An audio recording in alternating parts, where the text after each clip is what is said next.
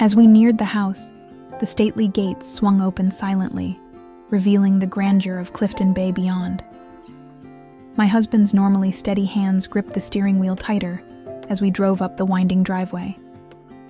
The tension in the car was palpable, a stark contrast to the serene ocean view that stretched out beside us. He dismissed his driver with a terse nod, taking over the wheel himself. He claimed it calmed him, though his clenched jaw and furrowed brow suggested otherwise.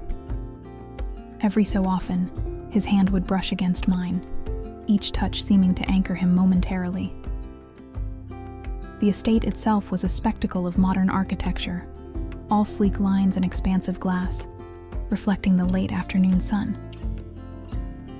An antique Bentley, polished to a shine, sat in front of a 6-car garage, where a gardener busied himself with detailing. As we got out of the car, my husband courteously opened my door, his movements mechanically polite. Our steps echoed on the stone pathway as we approached the grand front entrance. I paused, a sudden chill running down my spine despite the warm air. My husband, sensing my hesitation, looked down at me with a questioning gaze. "I hear voices," I whispered, the sound barely escaping my lips. My eyes darted towards the front door, slightly ajar, an unusual sight that spiked my anxiety.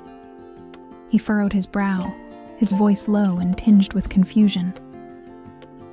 No one should be home," he muttered, moving closer to the door. His usual confidence seemed to falter, replaced by a creeping uncertainty. As we stepped closer, the murmur of voices became clearer, laughter spilling out through the gap of the open door. "Mr. Westbrook, you are hilarious," a woman's voice floated through the air, light and carefree. The familiarity of the laughter twisted in my stomach, sending a wave of dread through me. My husband's face paled, his expression turning to one of betrayal as he realized the implications. The casual intimacy of the conversation inside was a stark contradiction to the storm brewing between us. Silently, he reached out and pushed the door wider, the creak of the hinges sounding unnaturally loud in the tense silence that enveloped us. We stood there, on the threshold of uncovering what lay beyond that laughter, each second stretching out as we braced for what we might find inside. "Oh, Father, what have you done?"